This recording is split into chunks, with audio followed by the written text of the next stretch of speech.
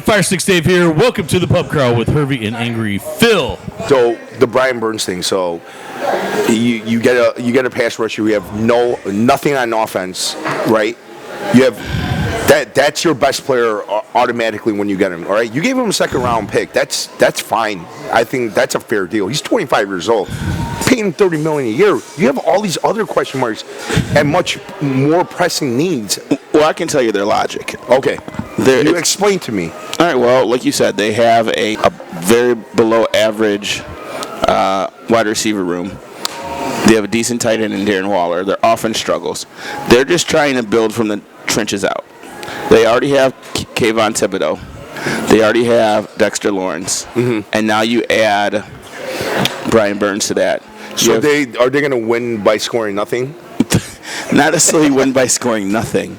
They have to establish an identity, and it's probably going to be a pass rushing team, defensive first team, until they figure out the offense. They have to reset an offense. They made a very, very big mistake in re-signing Daniel Jones. That was horrendous, borderline. Is this after he had the good year and they gave him the 4 years, 160? Yes. Okay. Borderline, should be, against the law. So now they have to reset, and they're doing it by having a defense. They got Julian Love, who's a solid corner. They got rid of Xavier McKinney, but they're going to probably get a safety in the draft. So I just think the Giants are saying, get us another elite pass rusher, give us a good front seven, a good D-line, and then we'll go from there. Dave mentioned the most impactful transactions. I want to go and say the move that the Houston Texans made, to me, were very, very thoughtful, very, very impactful in terms of how they'll help them on the field. Talking about Hunter as well as Joe Mixon. They gave a lot of money to Joe Mixon. He's a glass doll. He's going to get hurt. I think Joe Mixon is pretty durable. He's very durable, in my opinion. And he's going to a lot of miles on that odometer. That's true, but they gave him a lot of money. Running backs. Speaking of, running backs got paid this offseason, and I'm wondering if it's because of the fact that the running backs in this draft is supposedly one of the worst for running backs historically. But Mixon got paid. Yeah, 3 years, $27 million. That's very good for him, especially, like you said, being a little bit of an older back. But I think the Danielle Hunter signing was they were a very, very good defensive front. Yeah. To add Danielle Hunter in there for a 2-year, fully guaranteed $49 million contract, and you're out of it after 2 years. Yeah. And this is an up-and-coming team. They lost in the divisional round last year, and they should only get better, But he's essentially the Texans and the Vikings switched pass rushers. Yes. Hunter is better than what they had, and the guy that signed with the Vikings, who signed 4 years, $72 million. I believe his name is. No, hold on, I got it here. I know it's something with a G. That's who I thought. Joe Girardi? No, I was laughing at So you're looking something up right now, but we're looking up at the. Herv's still going over his most impactful picks, and then you're up next, Philly. Yeah, well, no, I just think that was a great move for them because of how well that helped their team. Especially a team that made the playoffs. So. You are right in the aspect that they did pretty much just swap defensive ends. Yep. But Danielle Hunter is more consistent, double-digit sack guy for 5 consecutive years. I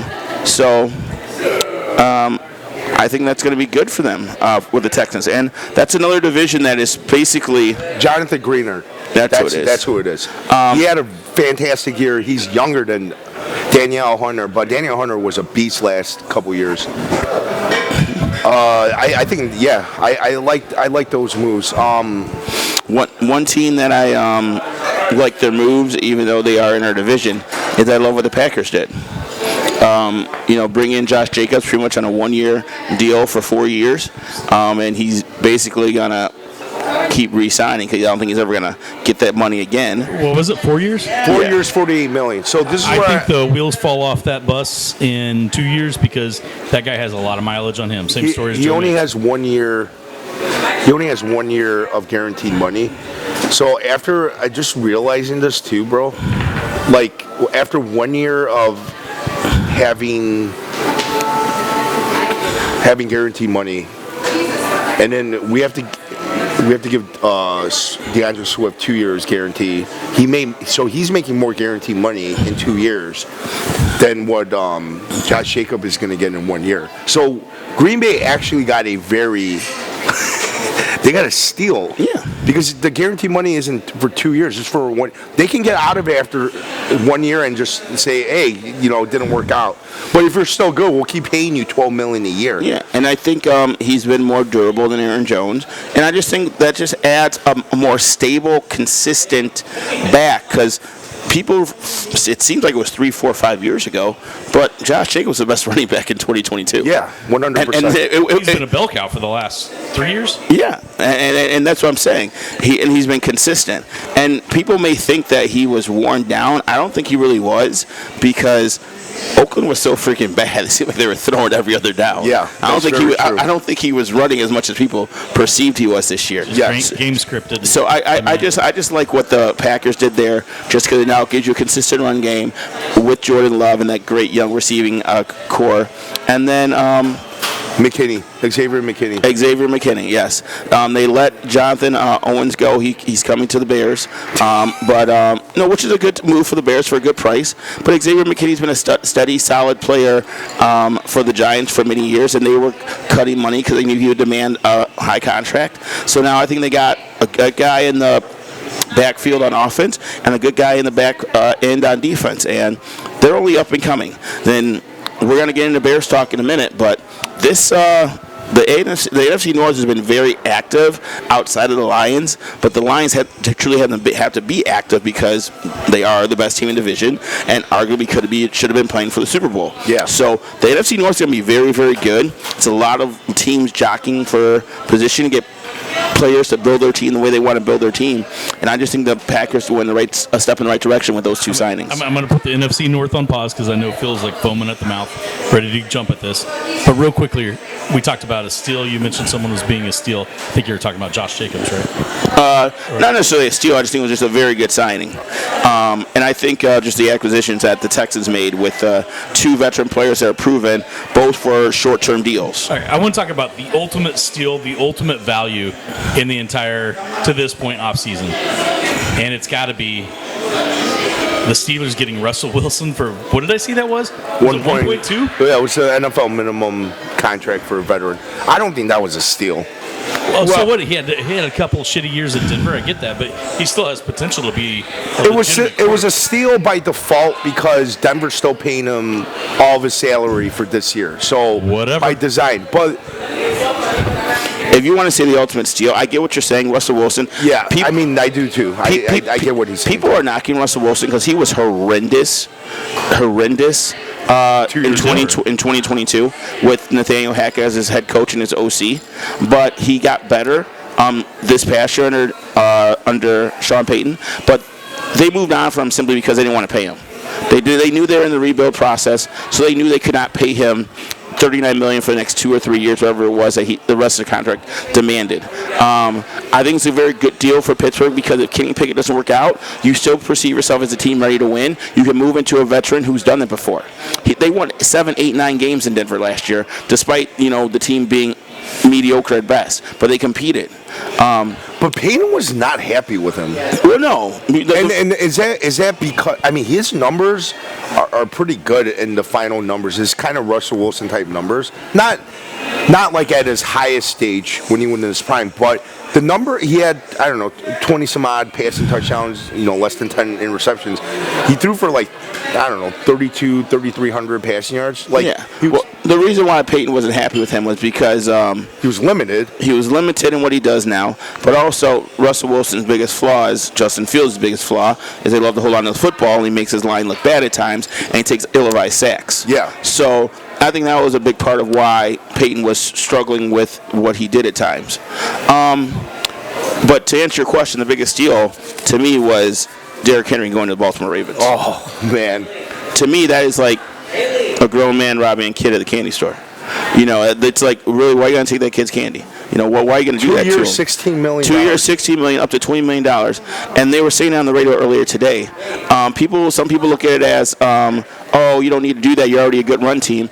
Well, your leading rusher the last year was Lamar Jackson, who ran the ball on average 9 times a game. They needed something there. I get it. Now you have basically 2 running backs in your backfield and on every single down, and you have and they still get J.K. Dobbins. Mm-hmm. They'll get Keaton Mitchell back. Wait, J.K. Dobbins is a free agent. Okay, so all right, so I'm not worried about the same story. I mean, I sound like a broken record now, but Derrick Henry, how many miles does he have in his odometer? It is what it is. Running backs go early. I'm just saying that career is short. But they're a ready-to-win team, and now when you add a guy like that, they don't have to use him. It's very similar to what we just said about Chris Jones. They don't have to use him every single down. Some games will run the ball 10 times. Some games will carry the ball 25 times. But guess what? He's going to be in the playoff. For Baltimore Ravens fans, fresh, ready 25 times a game. They're not going to have to be stuck throwing the ball 35 times a game like they were against the Chiefs to lose in the postseason. Yeah, Derrick Henry going to the Ravens, kind of really cheap deal, I still think. I know the Miles thing, Dave brings up a valid point with the Miles thing, but, it's only a 2-year deal, and he's been durable. It's not to say that he can't be durable the next 2 years, and now he's in the winning team. Yeah. So the motivation for him to, get the most out of that 2 years is going to be there. Yeah, well, the reason why his deal was lower was because he has obviously the most miles of any running back in the league. Yes. But also, he's already gotten paid. Yep. He's already had his big contract. So he's going to make close to $70, $80 million in the league from the running back position, which is amazing. So, he's never won in Tennessee. Yep. So it's one of those, let me go to arguably the best team on paper, talent-wise, 1 through 53, and let me bring what I bring to the table, which is the most bruising, efficient running back when healthy. So that to me, that was just a steal for them because they lost, I believe, Patrick Queen on defense, but linebackers are a position where you can just plug and play. They re-signed their big defensive end, who was their best player last year. I don't believe they miss anybody in the back end. Yeah. Because they have... Patrick Queen went to the Steelers? Yes, I believe so. Yeah. They have Hamilton on a rookie deal. I think they locked up Humphreys a little while ago. So this is a team I think is primed to win, and they get arguably the best running back or the most bruising and the best goal line back for sure in the game. So Patrick Queen, I think he's a good linebacker, but I don't know. I don't think they're going to really miss him. They got their defensive tackle. I think he's definitely upper echelon, no? Yeah, but not as much as Roquan Smith. I think he was kind of redundant. Linebacker is just one of those positions, though, where you can just rotate players. Yeah, not for the money that he was asking for that he got from the Steelers. I thought getting Derrick Henry, re-signing Justin Idabuke, that was huge. That was their best play. He had 13 sacks as a defensive tackle. That's amazing. It's amazing. And he honestly reset the market, and that's how Wilkins got his money from Vegas because they got paid. They got paid a lot of money. So last thing about free agency before we get to the Bears and how free agency has impacted them, what they've done, and going into the draft. I mean, I can honestly go. You read my mind. Wait, what were you saying? You read my mind. I was going to say, give me your team who has won free agency so far. It's Atlanta Falcons all the way, man. And they're going to be so dangerous as long as what's his name? It's not Arthur Bryant. That's the barbecue place in Kansas City. Arthur Smith. As long as he doesn't. No. Arthur Smith is in Pittsburgh now. He's been fired. I do not know who exactly is calling their plays. I know Raheem Morris is their coach. Actually, I do know it's Zach Robinson. He was a QB coordinator in LA for the last couple of years. Zach Robinson. And he's going to come over as the offensive coordinator now. Is that not the best situation ever to come in with? Yeah. You got all these amazing tools. The guy before you neglected them. You're going to look like a rock star. Yeah. It's going to be great. And then they made another under the radar move today.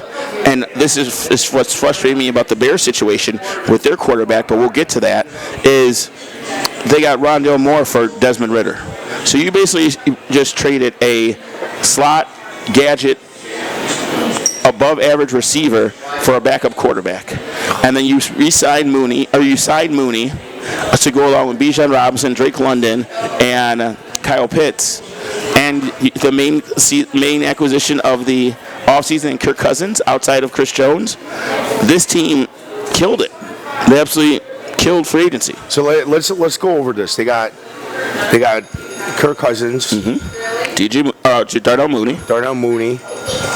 So, nice, those are the two biggest moves. And then they traded for Rondell Moore for Desmond Rondell Ritter. Moore, yeah, I thought that was a really good pickup. At least we know they don't need a wide receiver in the draft because they're ahead of the Bears. So at least we know that. And now they're in position to get an edge rusher or another offensive lineman, and their offensive line is considered pretty good right now. They just didn't have a quarterback. That's why your offensive line can look really bad when your quarterbacks are really, really bad. Well, Kirk Cousins threw for more touchdowns in 8 games than the Atlanta quarterbacks did all of last year. That's gross. That's really gross. I do agree with you guys. Dude, Yeah. I was just thinking, I was processing all the teams that are making all these signings in terms of impact and what they're going to do for their teams.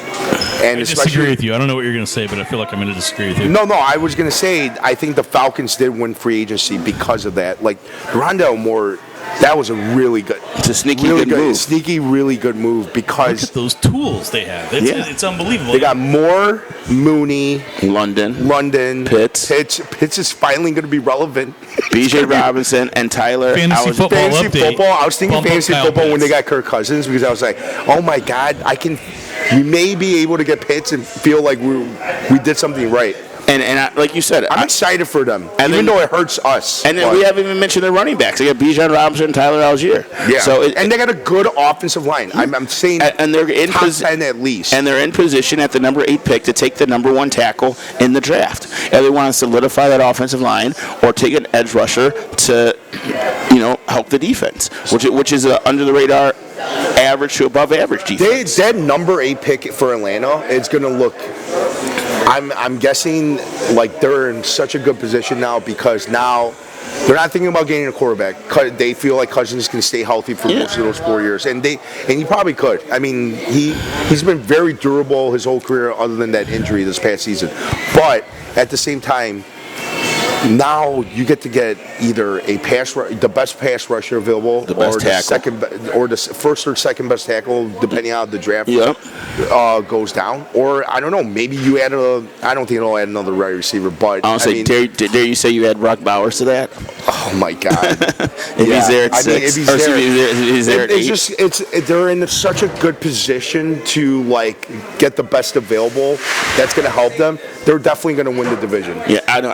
Outside of the Bears, I would love to be an Atlanta Falcons fan because especially with that division, know they're going to win the division. You fill a lot of needs during the free agent period, and then you can go different positions need. You can even trade back to 11 or 12, get an extra pick, and then still get a tackle, an end, whatever you're looking for. I don't know their roster front to back like I know the Bears because obviously we're in Chicago and not Atlanta, but they put themselves in a very, very good position now. Obviously be the favorites to win the NFC South, but also continue to grow. And who knows, maybe be a sneaky pick to contend in the NFC altogether. London, Mooney, Moore, B.J. Robinson, all going to be all draftable in fantasy, all relevant.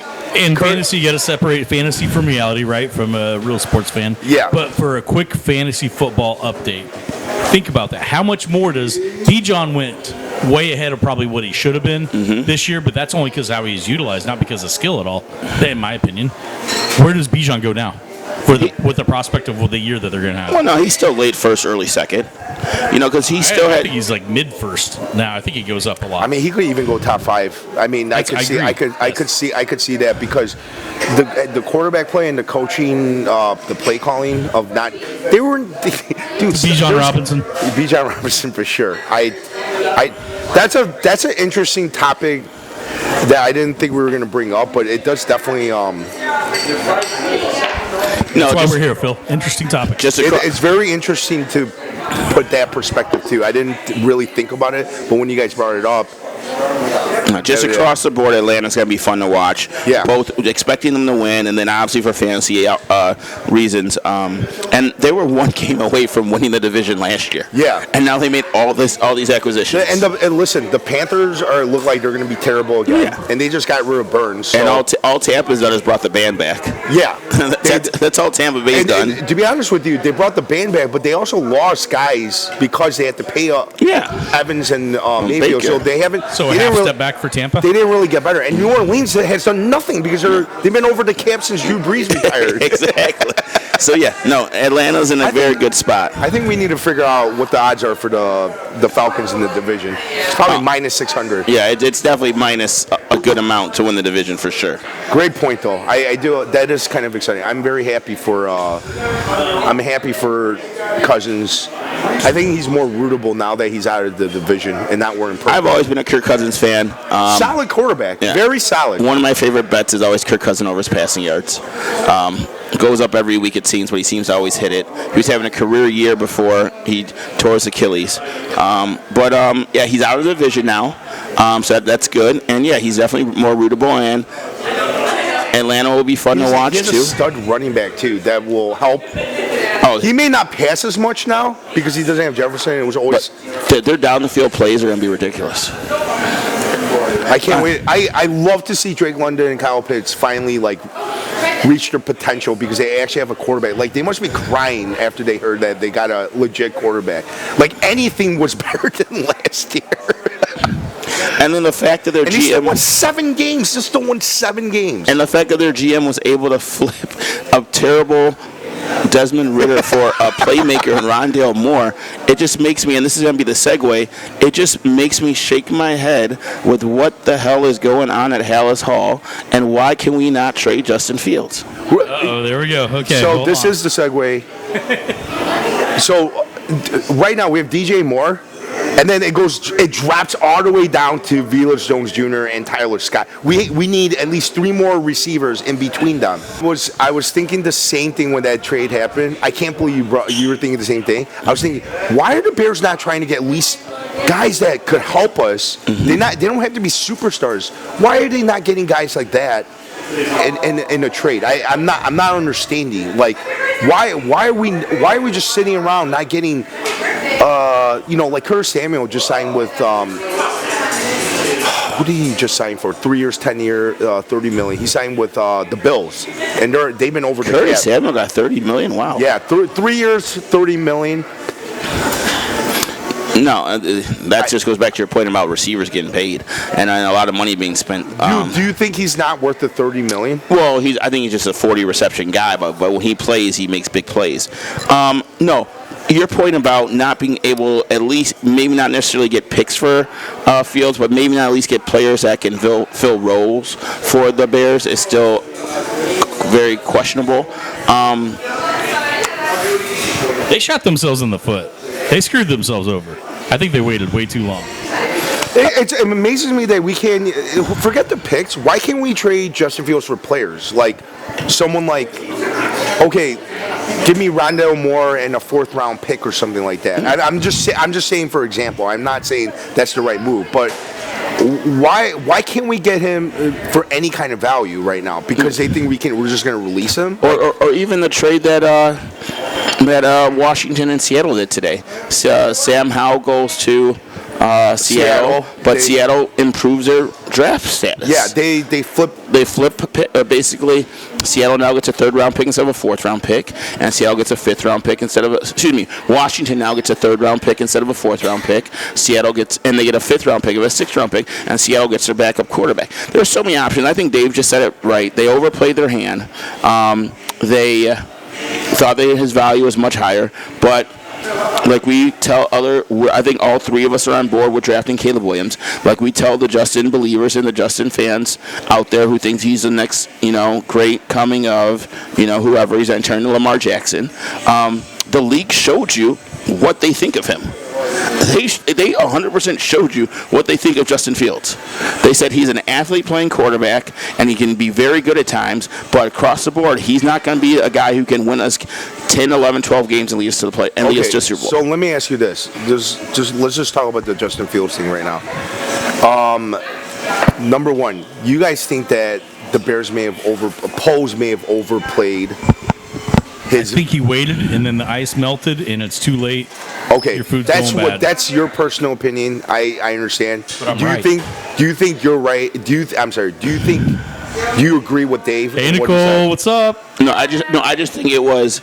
They thought his value was higher than what it was. And when you think someone's, give him a hug. Give the boys a hug. There we go. Thank you, Nicole. Do you think Poles tried to trade Fields, though? Do you think he was taking phone behind calls? the scenes? Yeah. I think he did, and he was asking for too much. Yeah, and they said no. Is there any part of you that thinks that he didn't try and he's still evaluating whether? Lord, Williams I hope is not. the guy? Okay, so Lord, I hope not. Okay, so that is a possibility, and that's why.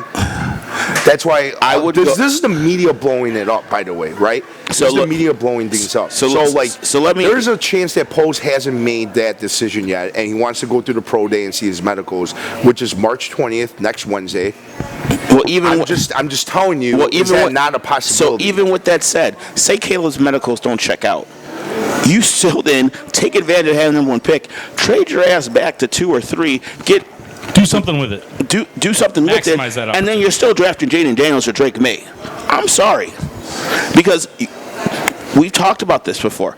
I don't know if I mentioned these stats before. Justin Fields last year, his best year as a quarterback, had 2 300-yard games. They were back-to-back in weeks 3 and 4 or 4 and 5, whatever they were. He had 7 games under 175 yards passing. Yeah. 7. He had 3 games under 100. 3 games under 100. I don't know if it was all this year, but he had 2, I think.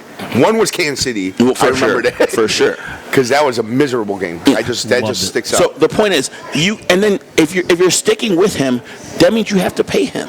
You cannot do another 1-year trial and then say, okay, we're gonna, re-sign you. You're going to have to pick up his 5th-year option if you're sticking with him, and then you cannot do a 1-year trial and then choose to say yes, we'll put you on the franchise tag, or yes, we'll re-sign you, because that means you're passing on the number 1 pick 2 years in a row. Mm-hmm. You can't do that. That's inexcusable. That's a fireable offense. And you know what is the safest offense? Is drafting Caleb Williams or drafting Jaden Daniels and drafting Drake May and said, I'm resetting the quarterback clock, and now I got 3-4 years of security. What scares you more about keeping Fields? That the fact that we have to pay him, or the fact that we put the best team possible around him and he fails? Yes. What scares you? Which one scares you more? You don't deal with one the latter, because once he fails is even if we put the best talent around him this year, Marvin Harrison Jr., maybe we get a left tackle at 9. Yeah. You've always said, even if we do that, if the quarterback doesn't perform, it doesn't matter. Yeah, that's what I'm saying. So you think that he may not perform, like he may not put up the numbers even if we do that. Yeah. Because you don't think he's that good as a passer right now. Yeah, it's not. Okay. It's not 100% sure proof. Yeah. Was there any point of view thinking maybe if we went that route and we got a haul for the number 1 pick and we got a Marvin Harrison Jr. and we got another left tackle or even Brock Byers, right? Is there any part of you that think that maybe he turns it up? No. And it's not so much. Or is it just a risk assessment, because if he does suck, then we have this 5th-year option. Then we have to decide if to pay him, and it becomes mumbo jumbo, right? At that point, it's definitely the risk factor, but it's also more so. And I was having this conversation with someone earlier. Yeah, it's simply just look at the teams who have had the number 1 pick with the option of drafting someone else or trading out for Hall, and look how it's worked out. Okay, Peyton Manning or Ryan Leaf, or damn, that's going way back. Or trade out. Peyton Manning. They kept the pick. They drafted him. They won a Super Bowl Indy. They became a franchise, and it was consistently in the playoffs for a decade. Okay? The most obvious one and the biggest one, and the reason why I'm the biggest supporter of drafting Caleb Williams is Joe Burrow. Everybody in the world wanted to go up against Joe Burrow. Cincinnati stuck to their gun and said, no. Yeah. And then the rest is history. When he's healthy. Well, I mean, giving him credit though. Well, not giving them credit, but like there was really no other quarterbacks that they needed a quarterback number 1. That was their biggest need. They had won 2 games before Joe Burrow got there. So the point of the story is that they could have traded for a haul and then got all these draft picks and built their roster. But they said, no, we're not building our roster. We're drafting the quarterback. And then we'll build a roster when we have our guy. Where the Bears are already building a roster and still has a chance to get that young franchise quarterback. Okay, but here's the thing, Hervey. If that's true about Joe Burrow, and that they had nothing and they were like, we're still getting Joe Burrow, and they had nothing there to build around him, then why hasn't that worked for Bryce Young in Carolina, where they did a disservice to him, and they had no offensive line, they had no wide receivers. Their defense was probably their best. Why did it work for Cincinnati? Is Carolina just... Well, Cincinnati probably just had better players across the board. Their defense has always been underrated. They had Tyler Boyd at the time. Yeah. They had T. Higgins. They had T. Higgins at the time, and I believe the year after they drafted T. Higgins with Burrow, I think, okay. Right? 2020. Yeah. And so they got him weapons at the same year. So they had a plan for him. Where Bryce Young got drafted, and they had nothing around him. Adam Thielen was their best wide receiver. They had no offensive line. McCaffrey was gone at that point. Yes. DJ Moore was gone. Yes. Because they got Bryce Young. They literally had nothing for him, and he couldn't perform. He wasn't as good as Joe Burrow, I think. No. Coming out of the draft as the number 1 pick, right? No, Joe Burrow put up the most amazing stats, and obviously it was because he had amazing players around him at LSU. But he had the most amazing stats in college football, I think, in a single season, except for maybe Jaden Daniels this year. Do you think? Okay, so that's another thing I was going to ask you. Jaden Daniels, he had the 2 number 1 first-round pick wide receivers. He put up amazing stats. Any difference with him and Joe Burrow in terms of maybe he could be a very, very good quarterback in the NFL? I mean, he put up very good numbers. I think just the way they play the game is different. Yeah. Joe Burrow is a pocket passer who is an underrated athlete. Okay. Jaden Daniels is an extreme athlete who can throw the ball fairly well. And run. Yes. So I think Joe is the guy you can play from the pocket. You know what you're going to get. Jaden Daniels will still be determined in what you get from the pocket, but you know you're going to get an extreme athlete who gives you a lot of chance to make big plays. I got you. So let's talk about the offseason so far. We know all the moves they've made so far, okay? This is my question to you. We kind of talked about it, but I think we saved it because we were gonna talk about it at some point. What do you think of Poles' strategy so far and all the moves he's made? So I think the strategy he's done is because he is doing what I think most Bears fans want him to do, while knowing he's still drafting Caleb Williams. Okay. Meaning he is signing multiple people for not too much money for value. All right, so Bears fans aren't realizing that our big free agent signings so far have been Jalen Johnson and Montez Sweat.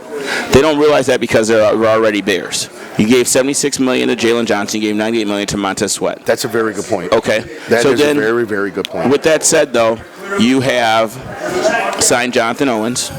You have signed, his first name's escaped me, Byard, the safety. Yeah. Then you got DeAndre Swift, which is a little bit of a head scratcher to me. Okay. But he's coming off a career season. He's also one of those guys who I feel has been in the league for like 8 years, but he's only been in the league for like 3. So he still is relatively young. Yeah. So 25. Yes, 25 years old. Less mileage because he hasn't played a lot of games. So yes. So if he can stay healthy, play 15, 16, 17 games. Yeah. You'll have that bell cow consistent running back to get you 15, 20 carries. He'll get 3 to 5 catches out of the backfield. So I think Poles is building players and putting players in positions we need. He made our secondary so strong.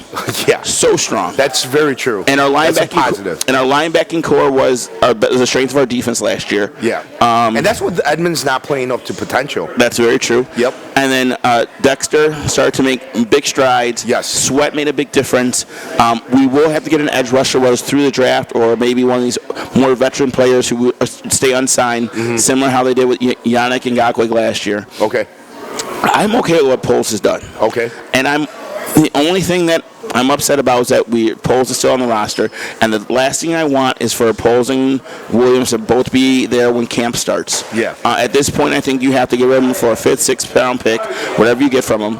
And I just have my fingers crossed that he's not evaluating the situation. Yeah. That Williams medicals check out. That's our guy. Whether we trade back at 9, draft at 9, trade up to get somebody we like, whatever it is, I think he's going to put a stamp on his biggest free agent class, his most important offseason as a general manager, and do it on draft night.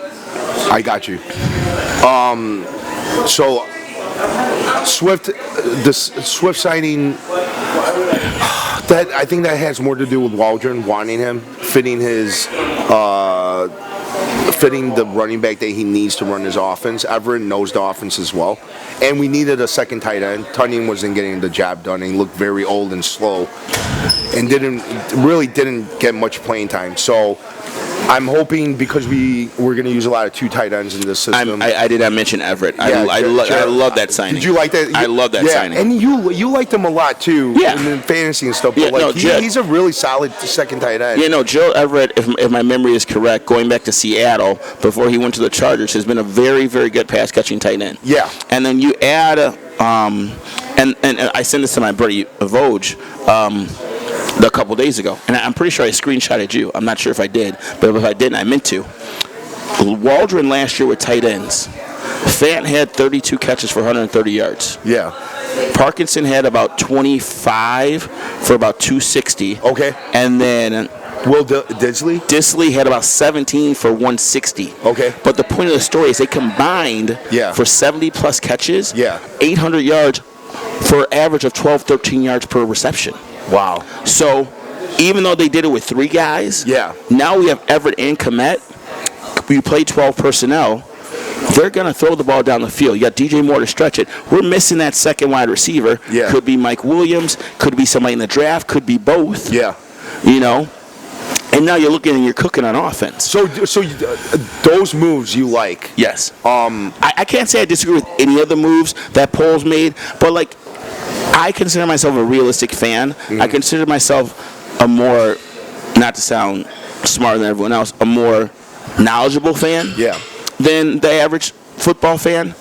He's filling out the roster. He's doing it with positions that's going to fit his offensive coordinator scheme while saving money. And you always want the big splash. Yeah, we would love Danielle Hunter. Mm-hmm. Of course. Who wouldn't want Danielle Hunter? Yeah. Who wouldn't want Calvin Ridley? Yeah. You know? Who wouldn't want Christian Wilkins? Mm-hmm. You know? But it doesn't work that way sometimes. So do you like the idea of him spreading the money out opposed to getting Hunter, who would have filled the need, or Christian Wilkins, would have filled it at the three technique, which is the most important position in defense. That all goes on hindsight. Yeah. If Dexter continues to trend the way he trended the last 6 games, I love passing on Wilkins. Yeah. You know, and we draft. And I wonder if that's the reason why they didn't go after. It's always part of the reason. Yeah. You always got to believe in the people you draft and the grooming process. Yeah. You know, and if you get that rookie in the first round or the second round at the edge position, and he becomes, I used as an example on the radio the other day, Mike Anderson back in 2006, rookie season when the Bears were good, gets 10 sacks out of nowhere with Agunlier and Brown, and he's the third rusher. Yeah. Yeah, pass on Danielle Hunter. Yeah. You and know? Who's the guy you're talking about? Who could be the Mike Anderson or? No, just whoever. Yeah. I'm not saying it's going to be someone specific. Yeah. But I'm saying if you find that guy. A specialist. A third guy. Or just somebody you draft who, you know, overperforms where you drafted him. Yeah. It's okay to not give up the money. So are you not worried about our defensive line right now? Do you like where it is? Is it more because the back seven?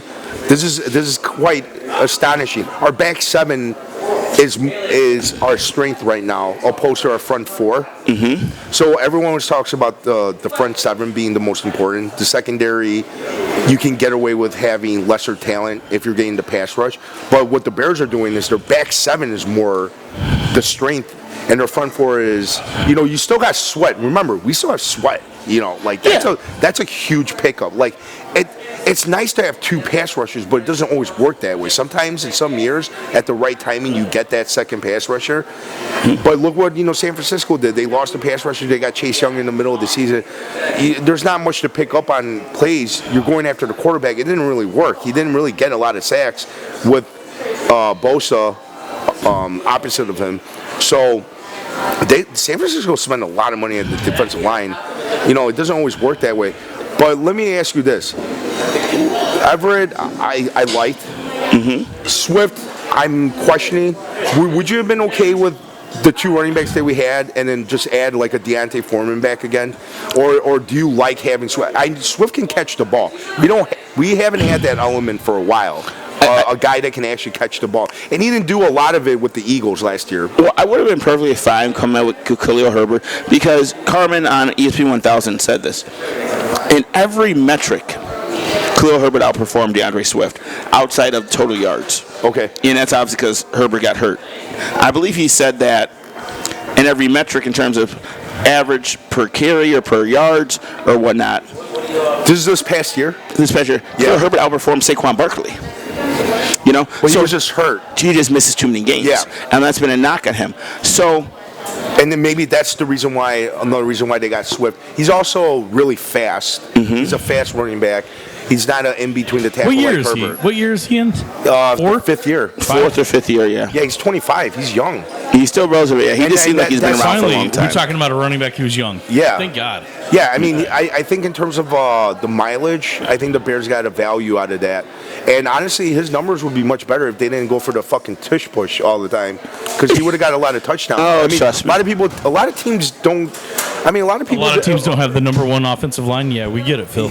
Yeah, a lot of teams overlook that, but like Swift probably would have got more touchdowns. At least 4 or 5. Too. I had Miles Sanders the year before, and Miles Sanders did great for me. He finished with like 7 or 8 touchdowns. I'm like, that man had 12 or 13. And then I think Jalen Hurts broke the single season record this year for rushing touchdowns by a quarterback. So yeah, no, I'm pretty sure that's Poles probably looked in that took that into effect and took that into his thinking. Yeah, into account. There you go. Thank you. They still have about 18 to 20 million left. This is where I'm a little aggravated with the Bears. So the Bears have about 18 to 20 million left in cap space right now. Jesus Christ, a lot of points. They have 18 to 20 million dollars. After seeing the prices of Danielle Hunter, Wilkins, I knew that was a possibility. So I thought the Bears, if they were going to be aggressive, there wasn't a lot of wide receivers because they got tagged. A lot of guys that I wanted, like Higgins, Michael Pittman Jr. T. Higgins probably the one that I really wanted. But here's my thing. I thought the Bears were going to go after a center because there was about 4 starting centers that were a huge upgrade over Lucas Patrick. And what we ended up doing was we traded for a backup from the Bills, Ryan Bates. And then today we signed the starting center from the Rams to play all 17 games. And they did his PFF on ESPN 1000. They're like, oh my God, this guy's barely better than Lucas Patrick in terms of run block and pass block. Yes. So for Poles, knowing that he's a former offensive lineman, it's like he's bringing competition, but like, dude, you're getting guys that are not that much better than Lucas Patrick. Well, I think there's 2 things to that. One, you have guys that you always like. Yeah. Bates has been a guy that Poles has been seeking his entire career. Yeah. 2 years ago, matched his deal. Yeah, he matched the deal. Buffalo matched their deal after the Bears gave him an offer sheet. And then the guy from St. Louis, or excuse me, LA, is another guy that, is it good? Who's that? What are you saying? Who? The gentleman, the center that the Bears signed today, Coleman Shelton, a 5-year veteran. Started all 17. Sounds like a bad player. But he's also, if you've been on the Rams for 5 years, you've been in the trenches and you've been playing meaningful football. Yes.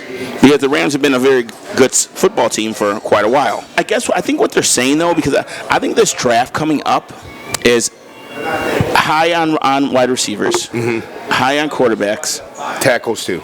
Defense, decent with the tackles, defense with defensive ends, a little bit thin on the interior offensive line, a little bit thin on the interior defensive line. Yes. So I think Poles is just saying these are our best options, and the fact that they only have 5 picks, in the entire draft, they can't fill all the needs. You have to have one of these guys break out, and Coleman Shelton, he's coming in on a 1-year deal. It's nothing crazy. Yeah. It says, do you want to make money, kid, and support your family, get a 3-year, $15 million, 4-year, $20 million contract, and you're set for life, and play the best football of your career this year? Or do you want to be a journeyman and bounce around for a buck and a half a year? Yeah. So, and I will say this about the Bears. The Bears' offensive line was very, very bad in 2022. Okay? Last year, it wasn't as bad as people thought. Okay. A healthy Jenkins, a healthy Nate Davis, Darnell Wright I think he's going to be a stud. Braxton Jones holds his own. He misses games. I think the offensive line coach and the way they allow these offensive linemen to play, at times, they do very well. So now you're bringing in Shelton, you're bringing in Bates. I believe they signed another guy yesterday as probably a rotation guy. It could be better than what we think. Because I believe the number one center in the draft is the guy from Oregon. Yep. And he's supposed to be second round. Now he's shooting up to mid-first round. Maybe, and that's only because there's no one else really there. Yeah. And there's no guarantees he's going to be that dude. So why not take a proven veteran who's gone mano-a-mano against real grown men and held his own? The man has started 30 out of 33 games in the last 2 years. He started his best attribute right now is that he started 17 games last year, and his run block is, above average. His pass block is not good, which was an issue. We were getting a lot of pressure from the middle. I'm always going to debate, when you got Nate Davis and Jenkins to your left. That's true, but those guys haven't stayed healthy. Well, and that's why you got Ryan Bates. Everything's banked on staying healthy. That's true. But it would be nice. I'm gonna flip script here, and it's like a 180. But are the LA Dodgers any good if Mookie Betts and Freddie Freeman get hurt? Yeah, that's true. They're not any good. Yeah, everything's banked on being healthy. Freddie Freeman football's a collision sport. You're expecting to get injuries, but the point is anything is about being healthy. I got you. That's a good point. I will agree. What we're seeing right now is exactly why we wanted to do this podcast. Yep. In its infancy, is because the husband and wife start arguing about shit, and I love it. It's the best thing ever. Please continue. Yes, but no. So your original question, I think the Bears have. Or what Poles has done with his moves is they've been calculated, and I've been a big Poles fan, and I'm okay with everything he's done for the most part, except for the wide receiver position. Mm-hmm. The drafting of Velus Jones Jr. Yep. The trade for Chase Claypool. Yep. And Tyler Scott doesn't look good right now. Yeah. But I'm not losing hope on him because we're forced to. Not lose hope on him. We don't have anyone else. We literally have 3 wide receivers on the roster: DJ Moore, Tyler Scott, and Velus Jones Jr. We need to get 3 more guys. We need 3 more Rondale Moores. This is the only thing that our 2 teams have in common. We need more wide receivers. Yes. Yeah. I couldn't believe your team didn't side note, going on topic. How do you guys not cite Darnell Mooney? I was praying that we did. I love Darnell Mooney. Yeah, I didn't want them to. He's got great hands. He's got great speed. He's perfect for your system. We need a little Did you want the Bears to go get him back for that money? No. He couldn't. No. The Bears had to let him go. Were you grossed out that they were close to signing Gabe Davis for $13 million a year? No. Did you like Gabe Davis? No, for $13 million, I think it'd be a little bit too rich. Yeah. But Gabe Davis is a big body, good downfield threat, exceptional blocker. Why can't he produce game to game? Why does he come out with a lot of duds? It's the Bills' scheme. It's the way the Bills play. And the Bills didn't know what the hell they wanted to do from week to week. It ended up, Sean McDermott ended up being correct in firing Ken Dorsey. But anybody in the world would tell you Ken Dorsey wasn't the problem. And then Joe Brady decided to commit to the run more. Which was the right thing to do. In hindsight. But at the time, Ken Dorsey in his years as the head coach as the OC, had top 5 offensive points per game every year. Yeah. So it's like, all right, I got to blame somebody. And he's also a defensive-minded head coach, so he's saying, here's your chance. Oh, by the way, run the fucking football more. Yeah. My defense is wiped out. He pulled on Mike McCarthy. Kellen Moore, you're exceptional at what you do. You put points on the board, but it's burning our defense out. Run the football more. So it ended up working out for the Bills. Because you're scoring so much. Or the pace is so fast. Whether you're scoring too soon or you're going 3 and out, whatever it may be. Do you think Gabe Davis with Trevor Lawrence, do you think he actually puts up some numbers this time? Maybe? Well, they're losing. Is he limited as a wide receiver? No. They're gonna be. That actually might be better for the Jaguars, actually, because if you think about it, But no, I was asking in terms of Gabe Davis, though. Like, in your opinion about him as a wide receiver, do you think he can finally put up some numbers with Trevor Lawrence? No, I think he's the same guy. He's 50 to 60 catches. Yeah. He's 5 to 7 touchdowns. Okay. He'll have his breakout games. He'll have his game where he gets 2 or 3 catches. Yeah. But I think it actually might be a better fit for him and for Jacksonville, because if you look at Jacksonville last year, we'll get back to the Bears. Ridley, Zay Jones, Christian Kirk. Yep. All same body type. Ridley, Christian Kirk, and Zay Jones were the Jaguars 3 wide receivers last year. All the same body type. Now you get 6'4", 230-pound Gabe Davis. But Ridley's a big body wide receiver. Not really. Not as. I mean, he's bigger than Kirk. I mean, these are 2 different types of wide receivers, though, right? Kirk is more of a slot receiver. I don't know. Maybe 6'1", 190. Okay, so he's not huge. Gabe Davis is huge. Gabe Davis is a big boy. Gabe Davis is like 6'3", 6'4". Cheers to the big boys. Let's go. Come on. Here's to the big boys, for sure. Gabe Davis is 216 pounds, 6'2". So, yeah, so 6'3". Ridley's definitely leaner than him. Yes. Gabe Davis is a big wide receiver, yes. He's not a speed guy. He's a guy that gets the 50-50 ball. So we're gonna take this back to the Bears. Yeah. Is you asked me if I would have been okay with the Bears signing him. Not for that price, but if they did it, they did it. Yeah. But now there's a guy out there who's a bigger body, and Mike Williams, who happened to play for. You love Mike Williams too. When he plays. Yeah. When he plays. I mean, if the Bears were to sign him, though, it'd be a good signing, depending on the price. But like, let me ask you this: how do you keep him healthy the whole year, though? Like, do you put a snap count on him? Like, how would you keep him healthy? What is the key, or is he is what he is? No. Do you play him the way you should play him because he's talented? No, you play him the way you should play him because he's talented. You maybe should have certain formations for him, but it comes down to the player. Am I going to change my body?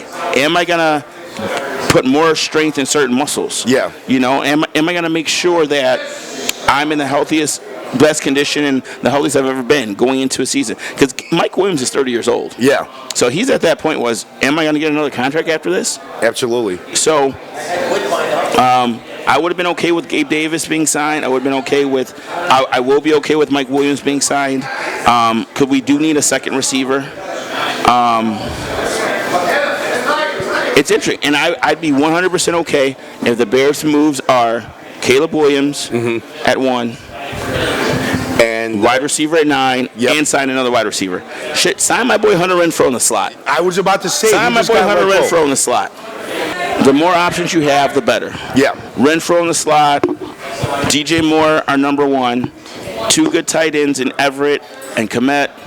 Got Swift in the backfield. You get a big body and either Davis, Williams, or the rookie. Now you're cooking with something. It all started with what we thought about what Poles has done this offseason. It's nothing special. It's nothing flashy. But it's one of those things where it's going to be like, okay. Like I said, we see his thinking. Yeah.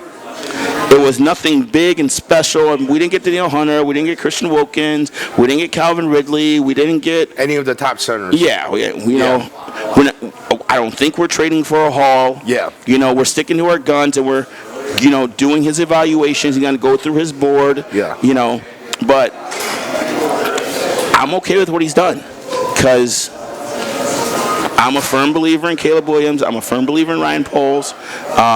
He's getting improving talent, relatively young talent. What are your thoughts? You asked me, but I will say this. The only questionable thing is I think because of where we're drafting and who's going to be available at that position, I thought the Bears should have tried to get one of the centers that were available. They still have enough money, even if you're paying $10 to $11 million, which is top in the market for a center. I think they should have solidified that spot. But I'm okay with not getting Wilkins and Hunter at that price because you want as many signings, depth pieces. Everett is important. I think Swift will be important. We'll see if everything works out the way it should. But at the end of the day, I thought they need to upgrade the center position, especially with the 2 guards that we have that can't seem to stay healthy all year. And we got a good backup in Ryan Bates who can play all three positions. So I thought getting a top flight center would have been awesome with this many centers available. And none of them were old, but like we couldn't even get the guy from Buffalo, Mitch Morris. Yeah. You know, he's 31 years old, but he's still a 5-time Pro Bowler, and they had to cut him because Buffalo was way over the cap. So just, I don't know. I was disappointed with that.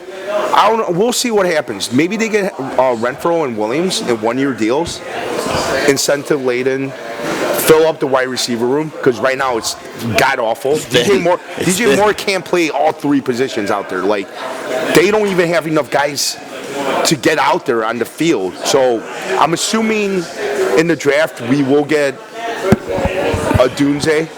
I think Neighbors is going to definitely go before number 9. My only question to you is, Dunze complements DJ Moore a lot better. If Neighbors gets to number 9, is that someone that you would take? Because I know his draft comp is DJ Moore. So like, does it make sense to put two identical players like in the same team like that, or do you draft down, maybe get Brian Thomas Jr., who's a little bit more raw, but he's that big, down the field, wide receiver, big body, 50-50 guy, fast as hell? Do you do something like that? I don't know. Or do you get an edge rusher like Dallas Turner? So you always, if you're a player, I think you're always looking to get better. Yeah.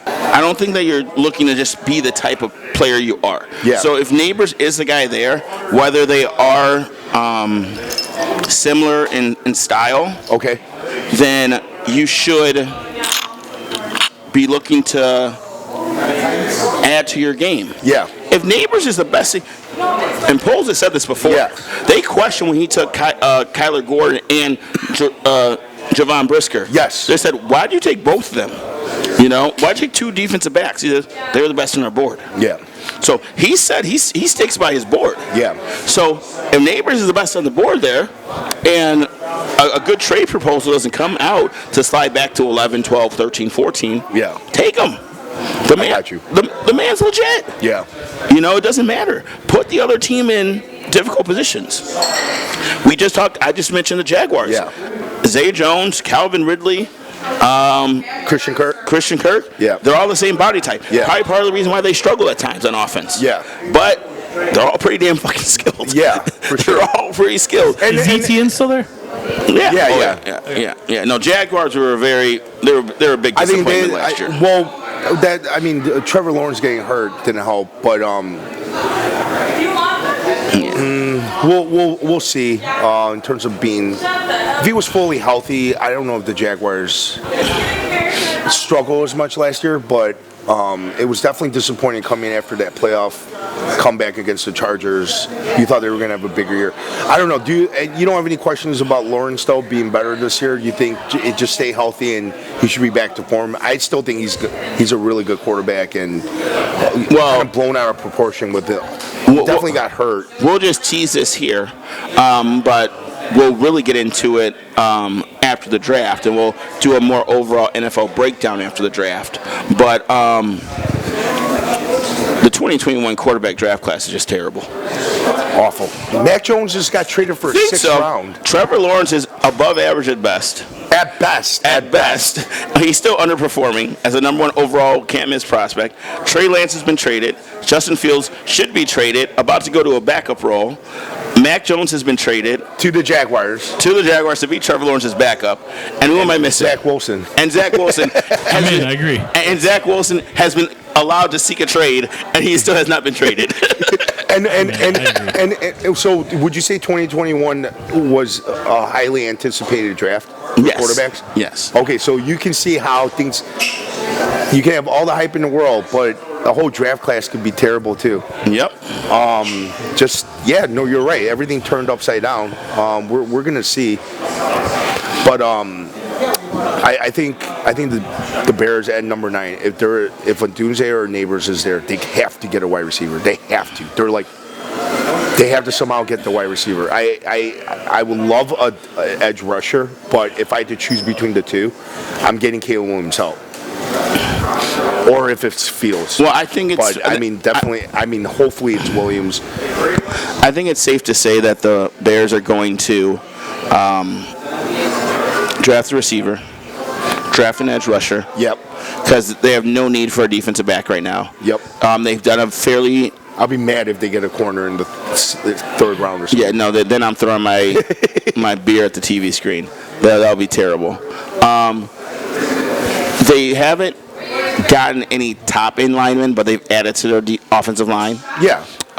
So I think it's edge, receiver, possibly trade back and get capital. Mm-hmm. They could use another tackle. They already picked up the swing tackle. Because Braxton Jones, you just don't know. You like to bring competition. But Braxton Jones is young. Wright is young. Nate Davis isn't old at all. Tevin Jenkins is still young, right? And then we have two centers that we picked up. Then hopefully one of them turns out to be pretty good. I think the key is just staying healthy in some ways for the line to get better. But yeah, I would love to keep adding to the offensive line and developing. I mean, that's the way to stay. Make sure that Caleb Williams or Justin Fields stay healthy. Well, I'm going to wrap it up with this. Will be my final comment of the night. I think that the Bears have put themselves in a good position. Okay. To where Ryan Poles still holds the keys to everything. Yeah. He still controls the NFL draft. He can say, Caleb's my guy, turn it to Joe Burrow, let us know that we have a chance to win every single game because you're behind center. Mm-hmm. He has a chance to trade back, build the roster some more, draft whoever he wants, stick with Fields. Please don't do that. But he still holds the keys to how the draft is going to go and how the night's going to start. And either way, unless Fields is under center starting in 2024, I'm a very optimistic Bears fan. I think he's done well. Yeah. And I'm ready to see what they do the next 3 weeks, 4 weeks leading up to the draft, but more so on draft night. I got you. Yeah, I think it could come all the way down to the draft night to see if there's any big surprises. All right, but you guys have talked full circle about speculation, and this is way in some blame, some finger pointing to, right? Shoe fits wear it. But my question to you is, what do you think should happen? We've already talked about what should have happened already and what might happen in the future. What do you think that if you were Poles right now, what do you do? The only guarantee is I'm drafting Caleb Williams number 1. That's the only thing that should happen. Yes. That's the only thing that should happen. You're on the same page there. I'm on the same page. That's it. Because of the fact that there's too much red flags with Fields, and also he's two years away from free agency. His fifth-year option is worth $25 million a year. That's going to cost way too much money. Starting that, I mean, this is his last bargain year, if you want to call it that, as a starting quarterback. So, because of the circumstances, and just because Caleb Williams is the number 1 quarterback, he's the best player in the NFL draft. Prospect in the last 10 years. Yes. Last 10 years. At his position. You're not going to get another chance like this. You can only dream of a scenario like this. I think we're overthinking it, and I think Bears fans who are split on this because they don't know what to do. No. They've never seen a position like this. I believe, I'm going to tell you why Bears fans love Justin Fields. And I believe in this. I'm a coach, okay? You want good people. You want try-hard players, okay? But sometimes the try-hard players aren't the good players. They're not the best option. You kind of want that dude who's a little bit different, but is better than everybody else. Not saying it's going to be Caleb Williams, but that's what you're supposed to do. That's the right pick to do. So I'm hoping that's the move. That's the only exact move they should do. And then I hope they make right moves after that. So Phil, why the fuck did you say you're going to be here at 5:30 and showed up at 6 o'clock? Well, because Herbie's like, let's start at 6 because he just got there, and I knew it was going to take you 25 minutes to set up everything. All right, so on with the show. Good answer, Phil.